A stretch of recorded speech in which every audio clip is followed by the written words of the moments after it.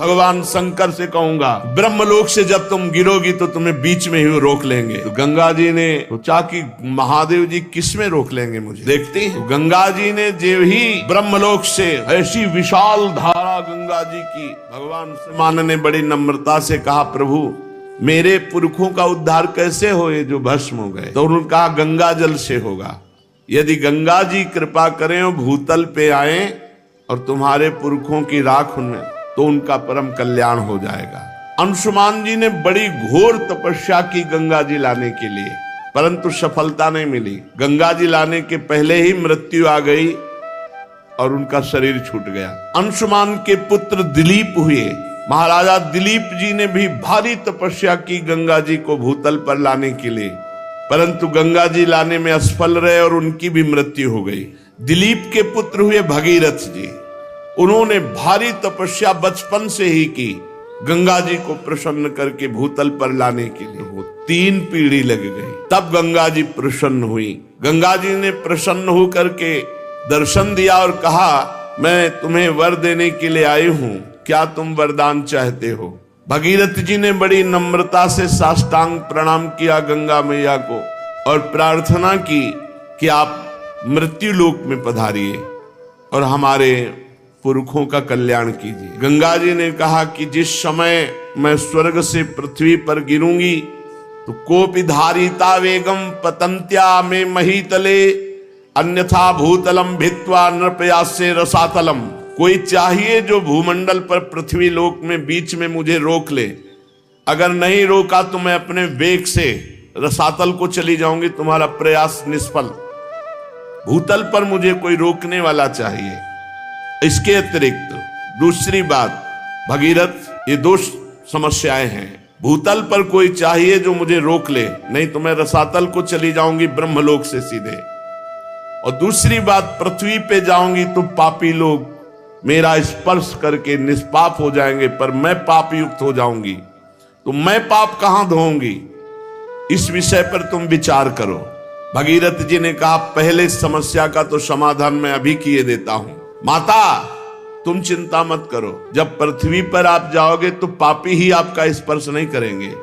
जो लोग परलोक के सुख संपत्ति का त्याग कर चुके हैं, जो संसार से संन्यास लेकर निरंतर भजन में लगे हैं, ऐसे शांत ब्रह्मनिष्ठ महात्मा जब आपका स्पर्श करेंगे तो आप निष्पाप हो जाओगे। गंगा को भी पाप रहित करने की सामर्थ्य भगवत भक्त में है, भगवत प्रेमी महात्मा में है।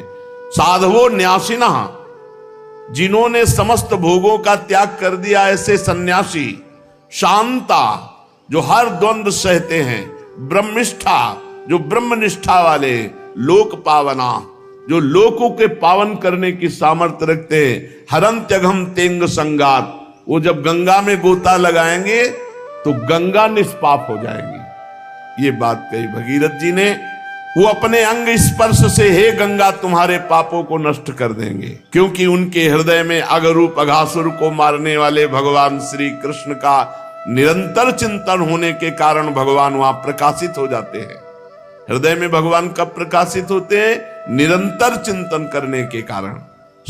और दूसरी बात कि तुम्हारा वेग रसातल में भेद कर चला जाएगा तो नहीं माता। बीच में ही धार इष्यति ते वेगम रुद्रस्त्वात्मा शरीरिणाम यस्मिन नोतमिदम प्रोतम विश्वम साटीव तंतुषु। तुम चिंता ना करो, मैं रुद्रदेव की तपस्या करूंगा, भगवान शंकर से कहूंगा, ब्रह्मलोक से जब तुम गिरोगी तो तुम्हें बीच में ही रोक लेंगे।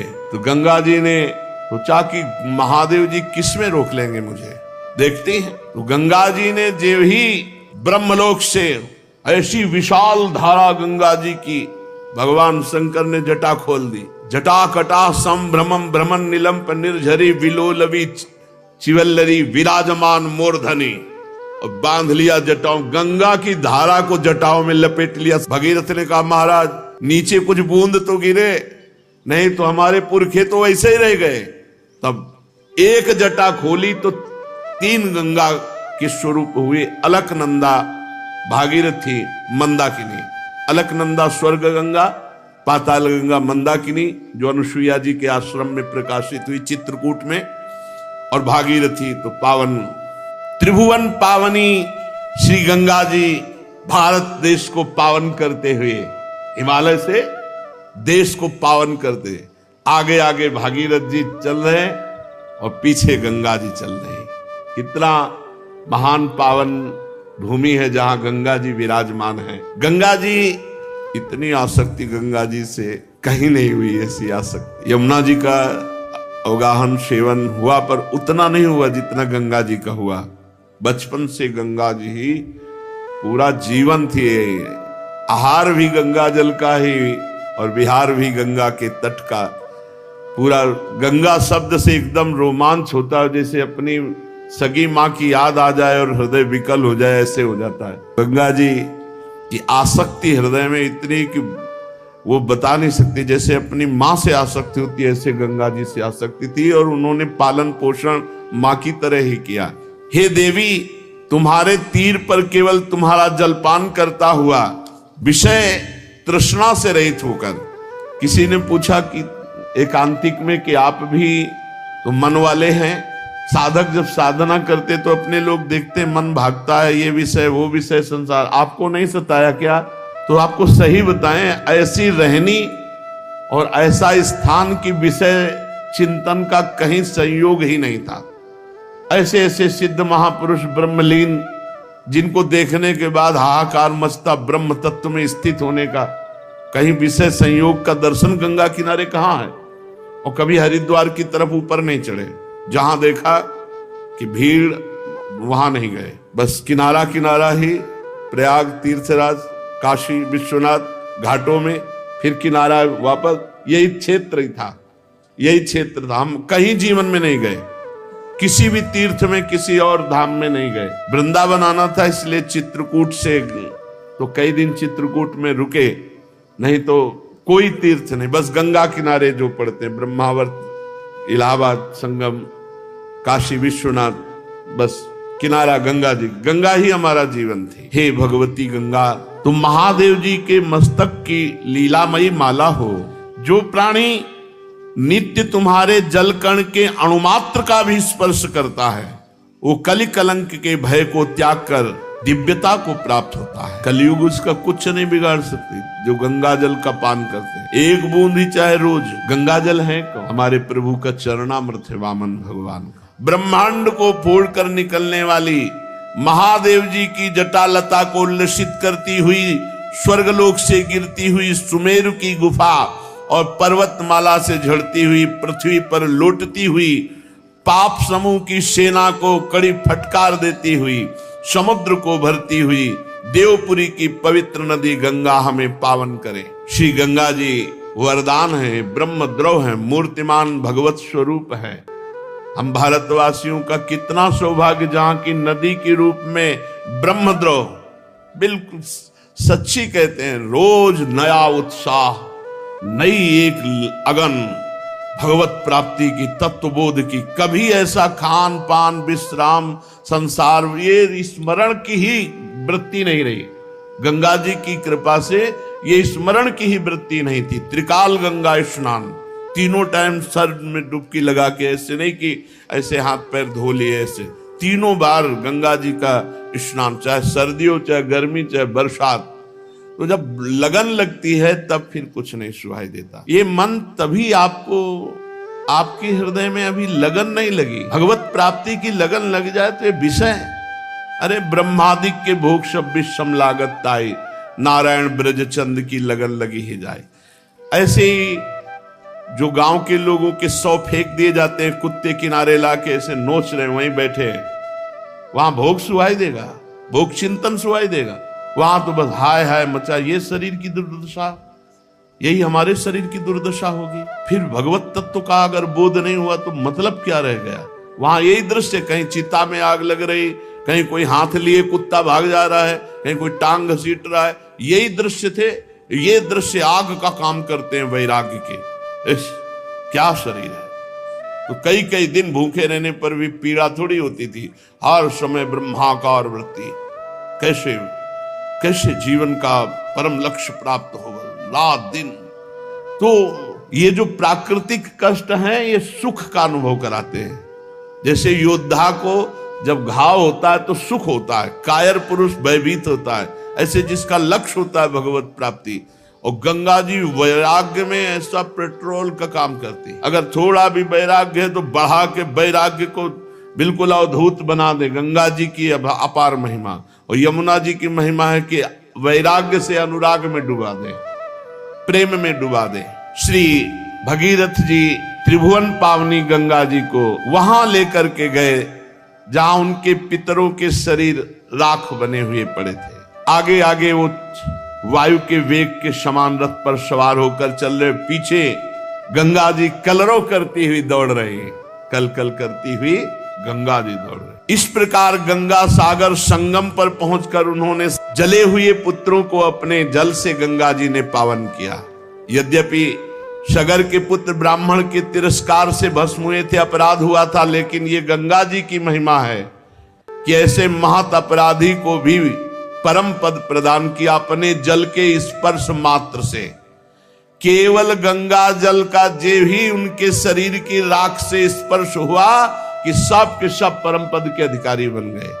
जय हो भारत भूमि की, जहां ऐसी पावन गंगा जी। अरे गंगा जी का दर्शन, गंगा जी का आचमन, गंगा जी का स्नान तो निष्पाप करता ही। अगर गंगा गंगा यो ब्रुयात योजना नाम सतैरपि, गंगा गंगा गंगा ऐसा उच्चारण करे तो 400 कोस दूर से निष्पाप कर देती गंगा जी। जिनके उद्धार का कोई उपाय नहीं, वो भागवत अपराधी सगर के पुत्र परम पद को प्राप्त हुए, ऐसी माता गंगा जी की महिमा है। केवल गंगा स्पर्श मात्र से। और जो रोज गंगा जी नहाते हैं, गंगा जी का दर्शन करते हैं, गंगा जल पान करते हैं, भला उनके उद्धार में क्या। बड़ी परम पवित्रता की मूर्ति गंगा जी, वो अनुभव अलग अलग महिमा है। पवित्रता की मूर्ति गंगा जी, ज्ञान का उन्मेष गंगा जी के जल से होता है। वैराग्य तो चरम सीमा तक बढ़ जाता है, मृत्यु भी बिल्कुल खिलवाड़ लगती है। गंगा जल से जब शरीर का स्पर्श होता है तो सब पाप थर्रा उठते हैं, नष्ट हो जाते हैं। जो लोग श्रद्धा के साथ नियम लेकर गंगा जी का स्नान करते हैं, उनके संबंध में तो कहना ही क्या है। मैं गंगा जी की महिमा के संबंध में जो कुछ कहा है उसमें कोई आश्चर्य की बात नहीं, क्योंकि गंगा जी सर्वाश्चर्य में भगवान के चरण का धोवन है। जिन चरणों का श्रद्धा से चिंतन कर लेने मात्र से बड़े बड़े मुनि निर्मल हो जाते हैं और तीनों गुणों के बंधन को काटकर भगवत स्वरूप बन जाते हैं।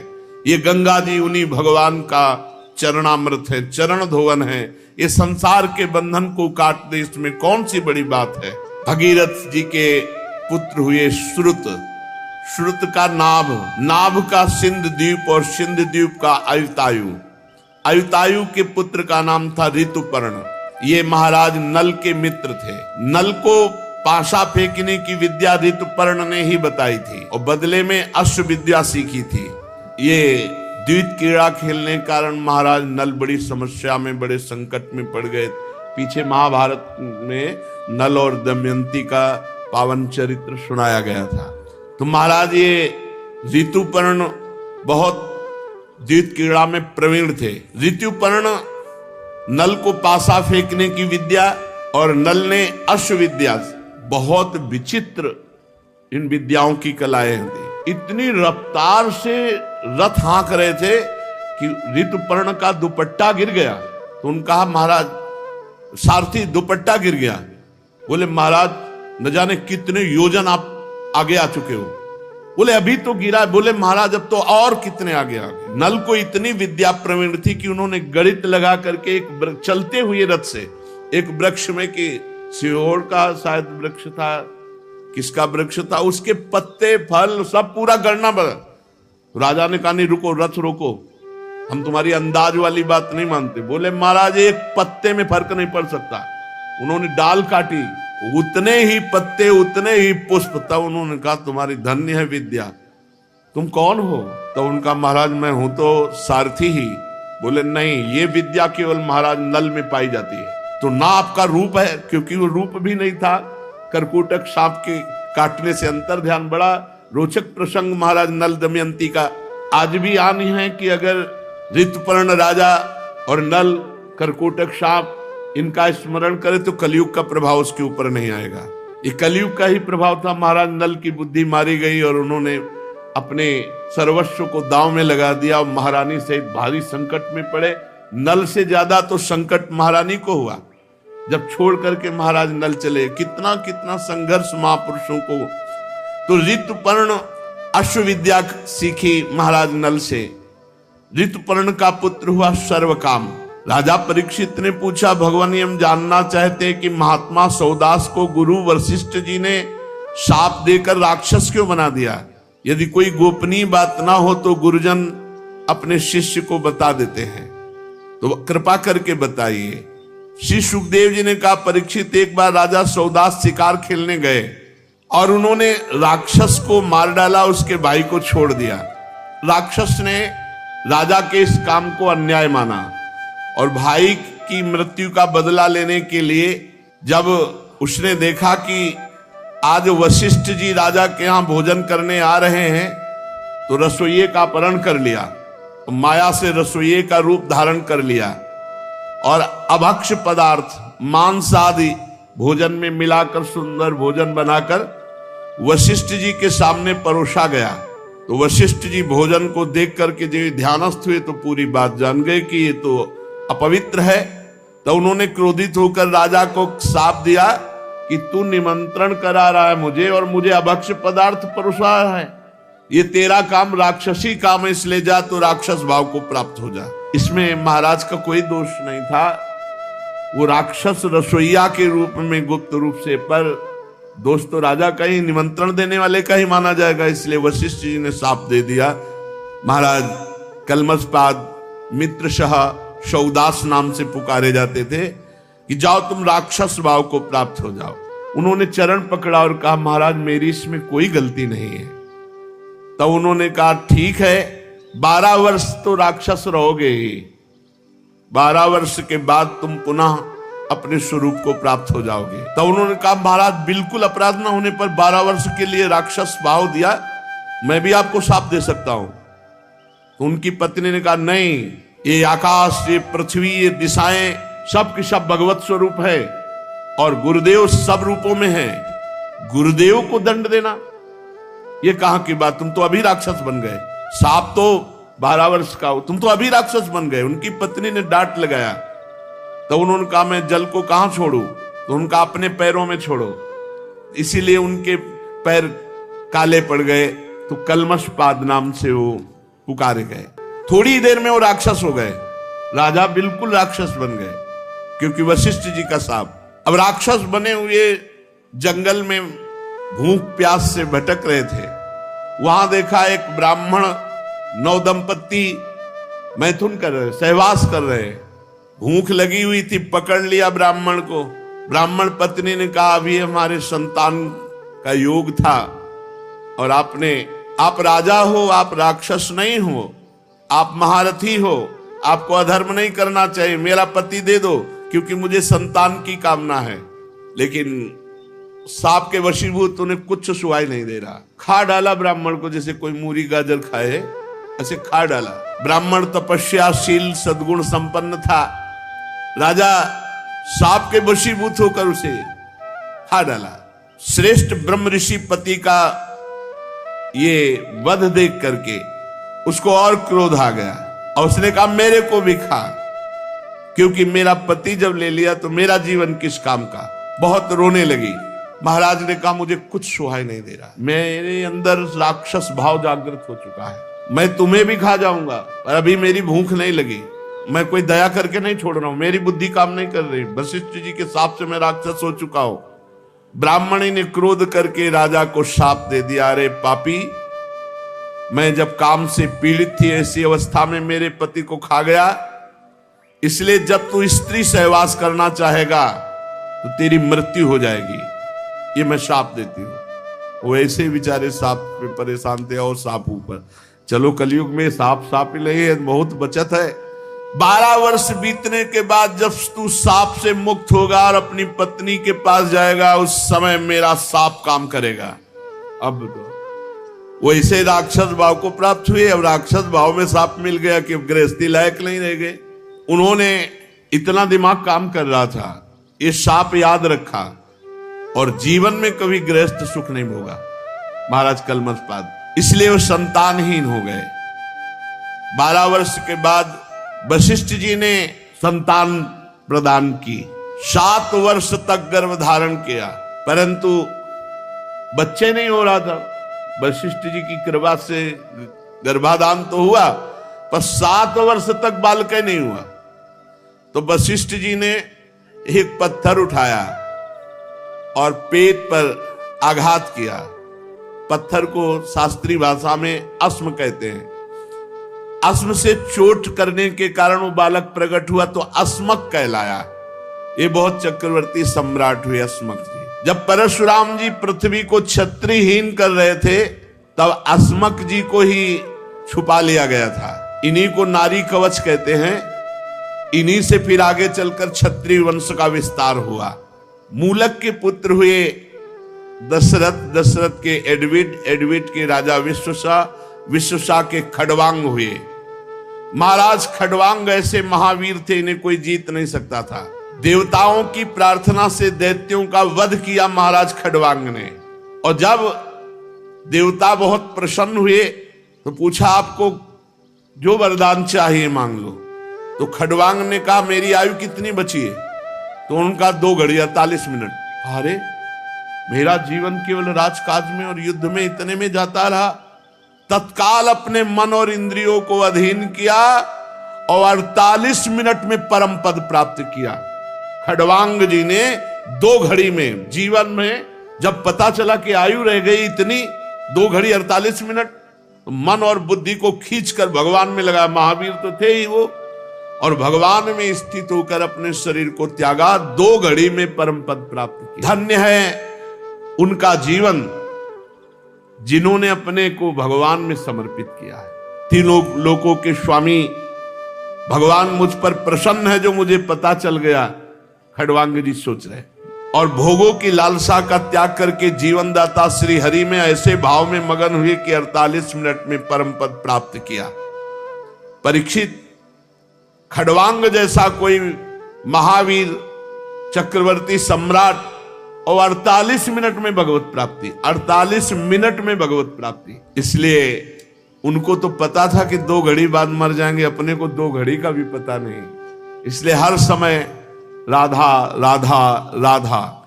इन्हीं खडवांग के पुत्र दीर्घबाहु, और दीर्घबाहु के परम यशस्वी पुत्र हुए महाराज रघु, रघु के अज, और अज के महाराज चक्रवर्ती सम्राट दशरथ जी हुए। और दशरथ जी की तपस्या, भजन, उससे प्रभावित होकर परब्रह्म परमात्मा 4 रूपों में प्रकट हुए। राम, लक्ष्मण, भरत, शत्रुघ्न। खडवांग के वंश में ही परीक्षित, सीतापति भगवान मर्यादा पुरुषोत्तम श्री राम का चरित्र तो तत्वदर्शी ऋषियों ने बहुत वर्णन किया है और तुमने अनेक बार उसे सुना भी है। भगवान श्री राम सत्य प्रतिज्ञ। देखो जीवन का यही समय सार्थक जा रहा है और तो सब प्रपंच है। भगवान की चर्चा, भगवान का नाम, ऐसा लगता है कि कुछ और हो ही ना। चित्त का प्रभु में निरंतर डूबना। राधा वल्लभ श्री हरिवंश अगर आप अंत तक देख रहे हो तो लाइक, शेयर, सब्सक्राइब जरूर कीजिए। हमारे इस चैनल पर ऐसे ही महापुरुषों के तथा दिव्य तथा दैविक भागवतिक लीला चरित्र लाते रहेंगे। सभी लोगों को राधे राधे। बस ये ऐसा थोड़ी लग रहा है कि कल की चर्चा हो रही है, ऐसा लग रहा है अभी चर्चा हो रही है, अभी प्रभु के साथ। और ये थोड़ी कि राम जी और श्याम जी में कोई अंतर, वही श्याम जी में हुई। हमें तो अंतर नहीं दिखाई देता। हमें तो बस अंतर अगर गौर से देखें तो इनकी ग्रीवा सीधी रहती है, तो थोड़ा टेढ़ी रखते हैं, बका एक ही बात है। वही राम जी हैं, वही श्याम जी। से चर्चा आगे। श्री राधा वल्लभ लाल की।